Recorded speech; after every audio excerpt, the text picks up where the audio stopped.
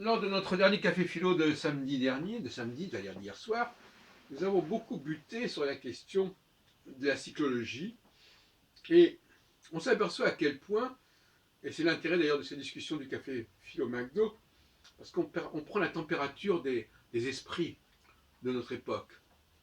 Et les gens ne peuvent pas s'empêcher de mettre des étiquettes en disant Macron est comme ceci, le parti ceci, le parti cela. Et moi je leur dis toujours, mais qu'est-ce que ça veut dire? Ça ne veut rien dire du tout parce que les gens évoluent. Les gens sont marqués par des périodes. Un personnage à une certaine date n'est pas le même exactement qu'à une autre date, ni avant ni après.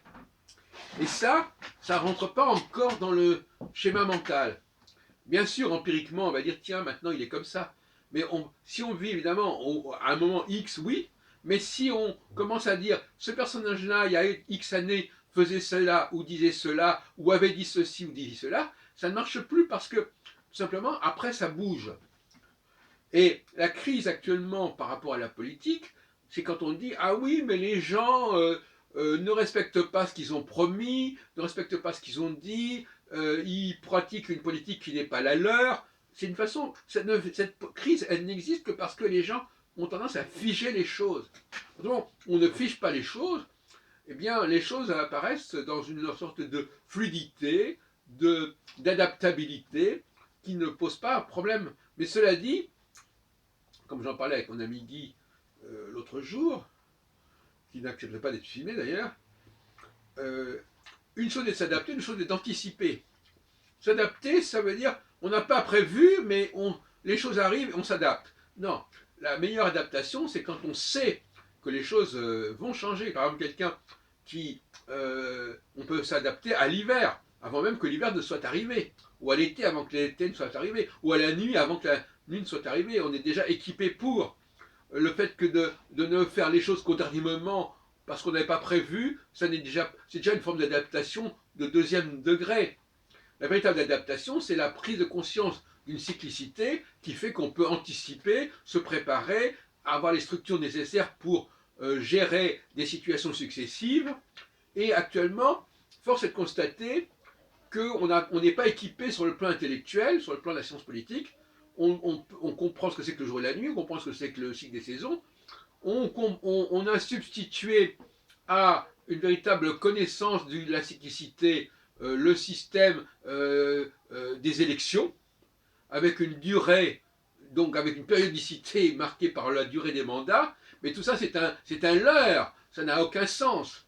Et donc par conséquent, il y a une crise du système électoral qui est due tout simplement au fait que la science politique n'a pas été capable de fournir à la pratique politique les outils et les paradigmes nécessaires. Voilà, tout simplement. Il y a une crise de la science politique parce qu'elle elle a misé sur le processus électoral, un processus totalement artificiel, et elle n'a pas recherché, elle n'a pas favorisé la recherche des véritables cyclologies.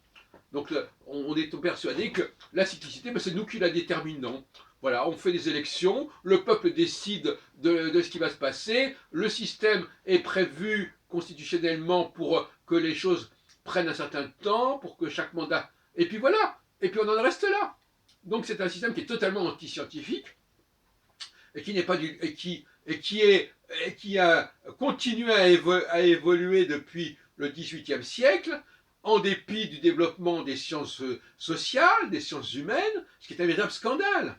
Ces sciences humaines n'ont pas été capables de dégager une cyclicité subconsciente, sous-jacente, au niveau collectif. Elles se sont embarquées dans des subconsciences individuelles, mais pas dans des subconsciences collectives. Et ça a été remplacé par ce que je viens de dire, c'est-à-dire le système démocratique des élections, etc., etc., ce qui est du pipeau, finalement, les choses comme elles sont.